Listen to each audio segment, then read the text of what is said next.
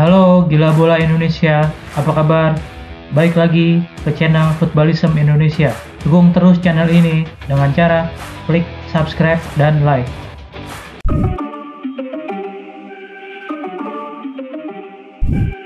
Presiden klub Persija, Muhammad Prapanca, memastikan bahwa penyerang andalannya yaitu Osvaldo Hai tetap bertahan di Persija Jakarta pada musim 2021 ini. Persija Jakarta sebelumnya mengatakan bahwa mereka masih melakukan negosiasi dengan Osvaldo Hai terkait perpanjangan kontrak. Setelah negosiasi yang terjadi cukup alot tersebut, akhirnya Osvaldo Hai dipastikan bertahan di Persija Jakarta. Mantan pemain Persebaya Surabaya itu juga sudah menandatangani kontrak dengan Persija. Maka dari itu, Prapanca memastikan pemain timnas Indonesia itu tetap bertahan dan siap mengarungi musim 2021 dengan Persija. Pasti bertahan, ujar Muhammad Prapanca. Sebagaimana dikutip bolasport.com dari keterangan Persija Jakarta, meski sudah dipastikan bertahan, Osvaldo Hai belum bisa bergabung latihan dengan Mark Locke dan kawan-kawan. Hal ini karena setelah menjalani pemusatan latihan bersama timnas Indonesia, Osvaldo Hai memutuskan untuk kembali ke Papua terlebih dahulu. Osvaldo kan baru saja menjadi pengantin, jadi mungkin perlu waktu.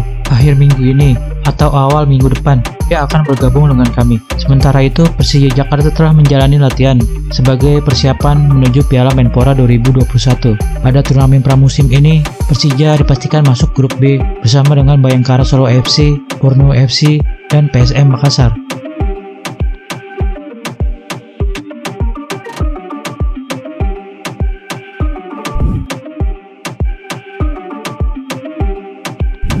Pemain keturunan Indonesia Jerman, Luah Mahesa, berbagi kisah di balik pemusatan latihan TC Timnas U19 Indonesia di Kroasia tahun 2020 lalu. Luah Mahesa merupakan salah satu pemain yang sempat mendapat perhatian pelatih Timnas Indonesia, Sintayong. Bersama sang kakak, Kelana Mahesa, Luah mendapat kesempatan untuk mengikuti TC Timnas U19 Indonesia. Luah Mahesa pun membagikan sedikit cerita di balik pemanggilannya ke Timnas U19 Indonesia pada saat itu. Hal ini diceritakannya saat diwawancarai oleh Yusa Nugraha di kanal YouTube-nya.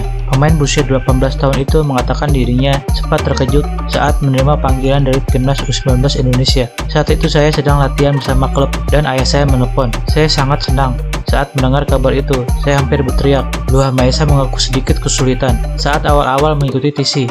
Pertama sedikit rumit karena ini adalah pengalaman yang baru. Saya juga belum pernah mendapatkan pengalaman seperti itu. Selain karena pengalaman baru, Luah mengaku sempat kesulitan dalam berkomunikasi dengan para pemain lain. Hal ini lantaran kemampuan bahasa Indonesia Luah masih kurang baik. Untuk komunikasi juga sulit, terkendala bahasa. Tapi itu adalah pengalaman yang baik. Untuk berkomunikasi dengan pemain lain, Luah mengaku mendapat bantuan dari Jack Brown. Jack Brown, membantu menerjemahkan untuk saya dan saudara saya, ungkap pemain Borneo FC itu. Penampilan Luah Mahesa dan Kelana Mahesa pun sempat menuai pujian dari Sintayong. Namun, hingga kini, keduanya belum mendapat panggilan lagi dari Timnas Indonesia.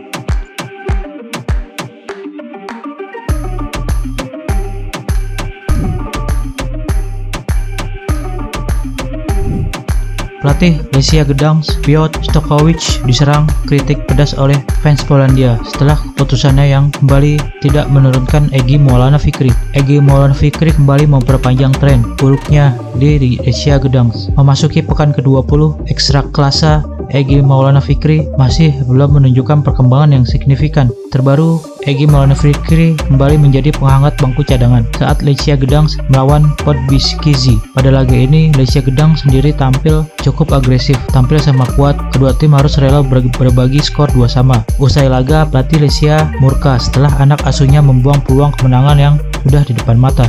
Saya merasa kecewa yang sangat luar biasa, kata Stokovic.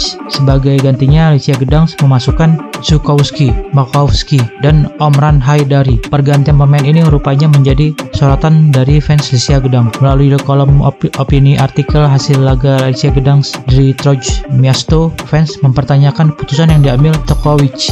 Fans tersebut mengaku heran dengan Stokovic yang memilih untuk memasukkan Żułkowski dan Makowski. Sulit untuk dimengerti mengapa Stokovic malah memasukkan Żułkowski dan Makowski. Pergantian ini justru melemahkan tim. Kedua pemain itu harusnya dikirim ke tim cadangan, tulis seorang fans. Fans itu berpendapat bahwa Egy Maulana Fikri dan Udovičić lebih layak untuk dimainkan. Kenapa Stokovic tak memainkan Egy dan Udovičić? Itu masih menjadi sebuah rahasia, tulisnya. Egy sendiri sudah 8 laga beruntun tak dimainkan oleh Stokovic.